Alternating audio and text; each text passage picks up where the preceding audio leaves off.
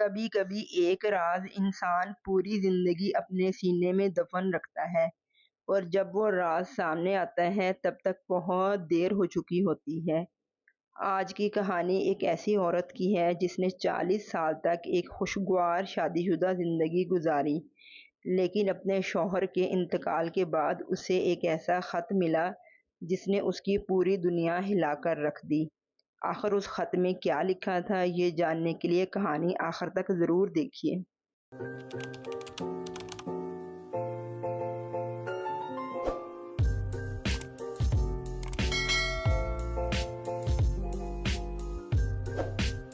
السلام علیکم everyone, welcome back to my channel. کیسی ہیں آپ سب؟ امید کرتی ہوں کہ آپ سب خیریت سے ہوں گی۔ میں بھی بالکل ٹھیک ٹھاک، شکر الحمدللہ۔ تو چلیے کہانی کو پراپر سٹارٹ کرتے ہیں۔ عائشہ کی عمر 65 سال تھی۔ اس کے سفید ہوتے بال اور چہرے کی جھریاں اس بات کی گواہی دیتی تھیں کہ اس نے زندگی کے بے شمار موسم دیکھے ہیں۔ وہ اکثر گھر کی بالکونی میں بیٹھ کر چائے پیتی اور اپنے شوہر سلیم کو دیکھا کرتی۔ سلیم زیادہ باتیں نہیں کرتا تھا، لیکن اس کی خاموشی میں بھی محبت تھی۔ اگر عائشہ کو ہلکا سا سر درد بھی ہو جاتا تو سلیم خاموشی سے چائے بنا کر اس کے سامنے رکھ دیتا۔ محلے والے کہا کرتے تھے، اگر محبت دیکھنی ہو تو سلیم اور عائشہ کو دیکھ لو۔ دونوں کی شادی کو 40 سال ہو چکے تھے، 2 بچے تھے، دونوں اپنی اپنی زندگیوں میں خوش تھے، ہر چیز مکمل لگتی تھی۔ لیکن قسمت نے ایک اور فیصلہ کر رکھا تھا۔ ایک رات سلیم کو اچانک سینے میں شدید درد محسوس ہوا۔ عائشہ گھبرا گئی، وہ فوراً اسے اسپتال لے گئی۔ ڈاکٹرز نے پوری کوشش کی، لیکن چند گھنٹوں بعد سلیم ہمیشہ کے لیے اس دنیا سے چلا گیا۔ عائشہ کی دنیا جیسے رک گئی۔ 40 سال کا ساتھ ایک لمحے میں ختم ہو گیا۔ چند ہفتے گزر گئے، گھر میں عجیب سی خاموشی رہنے لگی۔ ہر چیز سلیم کی یاد دلاتی تھی۔ ایک دن عائشہ نے سوچا کہ آج اس کی الماری صاف کر لیتی ہوں۔ وہ ایک ایک کپڑا تہہ کر کر رکھتی جاتی کہ اچانک الماری کے نچلے خانے میں اسے ایک پرانا لکڑی کا ڈبہ نظر آیا۔ اس نے حیرت سے ڈبہ باہر نکالا، جس پر گرد جمی ہوئی تھی۔ اس نے وہ گرد صاف کی تو اس پر لکھا تھا، صرف عائشہ کے لیے میرے جانے کے بعد۔ عائشہ کے ہاتھ کانپنے لگے۔ یہ ڈبہ اس نے پہلے کبھی نہیں دیکھا تھا۔ اس نے آہستہ سے تالا کھولا۔ اندر پرانی تصویریں، ایک گھڑی اور ایک سفید لفافہ رکھا تھا۔ لفافے پر سلیم کی لکھائی تھی، اگر تم یہ خط پڑھ رہی ہو تو اس کا مطلب ہے کہ میں تمہارے سامنے نہیں ہوں۔ عائشہ کی آنکھوں سے آنسو بہنے لگے۔ اس نے لرزتے ہاتھوں سے خط کھولا اور پہلی سطر پڑھتے ہی اس کے قدموں تلے زمین نکل گئی۔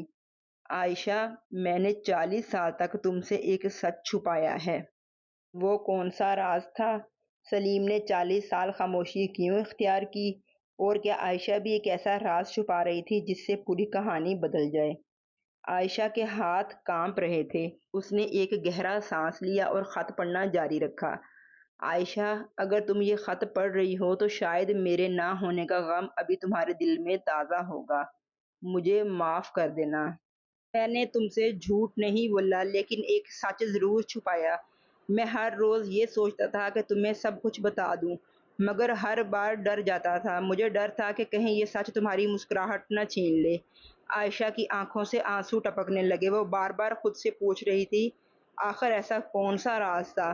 خط کے ساتھ ایک پرانی تصویر بھی رکھی تھی۔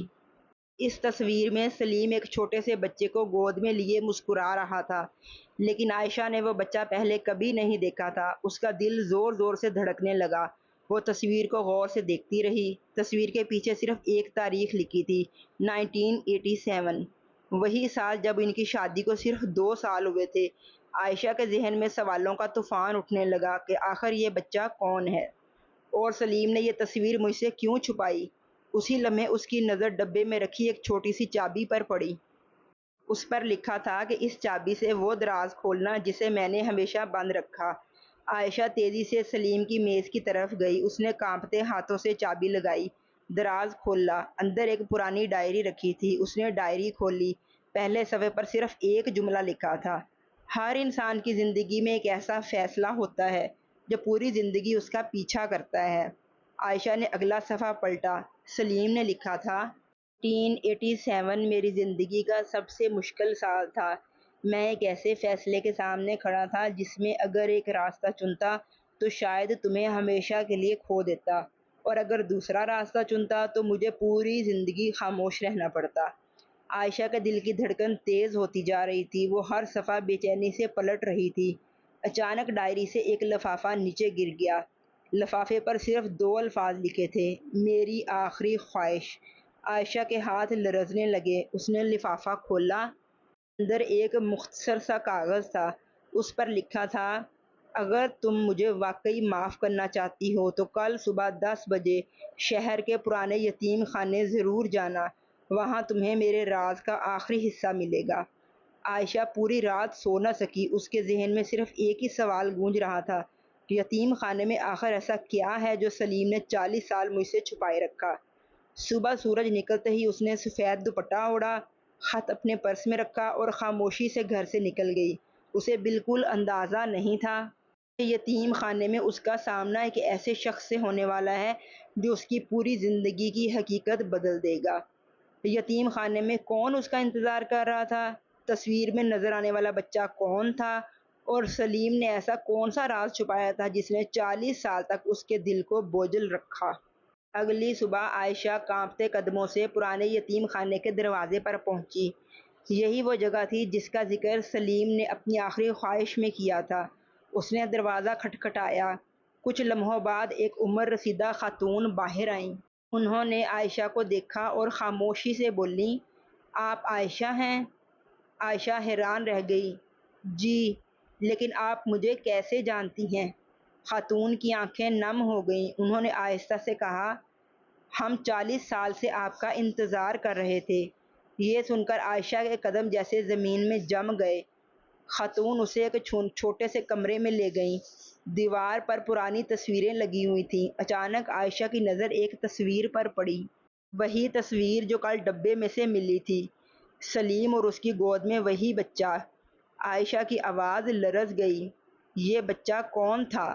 خاتون نے ایک گہرا سانس لیا اور بولی، اس کا نام حسن تھا۔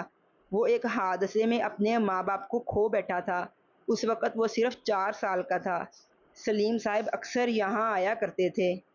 وہ ہر مہینے اس کی پڑھائی، علاج اور ہر ضرورت کا خرچ دیتے تھے، لیکن ایک شرط رکھتے تھے کہ ان کا نام کبھی کسی کو نہ بتایا جائے۔ عائشہ کی آنکھوں سے آنسو بہنے لگے۔ مگر مجھ سے کیوں چھپایا؟ خاتون مسکرائیں، کیونکہ وہ کہتے تھے کہ اگر میں عائشہ کو بتاؤں گا تو وہ ضرور اس بچے کو گھر لے جانا چاہے گی۔ لیکن اس وقت ہمارے حالات ایسے نہیں تھے کہ ہم اس کی پوری ذمہ داری اٹھا سکیں۔ میں نہیں چاہتا کہ وہ اپنے اوپر بوجھ لے۔ اسی وقت ایک نوجوان کمرے میں داخل ہوا، تقریباً 44 سال کا، باوقار، سادہ لباس اور آنکھوں میں عجیب سی نمی۔ خاتون نے کہا کہ یہ حسن ہے۔ حسن نے آگے بڑھ کر عائشہ کے ہاتھ تھام لیے اور کہا، امی، مجھے معاف کر دیجیے، میں نے ہمیشہ سلیم صاحب کو ابو کہا، لیکن وہ ہر بار کہتے تھے کہ میرا اصل انعام یہ ہوگا کہ ایک دن تم ایک اچھے انسان بن جاؤ۔ یہ سن کر عائشہ خود پر قابو نہ رکھ سکی۔ وہ پھوٹ پھوٹ کر رونے لگی۔ حسن نے اپنی جیب سے ایک پرانا بٹوا نکالا۔ اس میں ایک تصویر تھی، سلیم، حسن اور یتیم خانے کے بچے۔ پیچھے سلیم کی لکھائی تھی، انسان کی اصل دولت وہ نہیں جو وہ اپنے لیے جمع کرتا ہے، بلکہ وہ ہے جو وہ کسی کی زندگی سنوارنے میں لگا دیتا ہے۔ عائشہ نے تصویر کو سینے سے لگا لیا۔ اب اسے سمجھ آ گیا تھا کہ سلیم نے کوئی دھوکہ نہیں دیا تھا، اس نے صرف ایک نیکی کو چھپا کر رکھا تھا۔ وہ نیکی جس کا اجر صرف اللہ سے چاہتا تھا۔ گھر واپس آ کر عائشہ نے سلیم کی تصویر کے سامنے بیٹھ کر کہا، سلیم، مجھے تم سے کبھی شک نہیں کرنا چاہیے تھا۔ تم نے اپنی زندگی صرف میرا نہیں بلکہ ایک یتیم بچے کا بھی سہارا بن کر دکھایا۔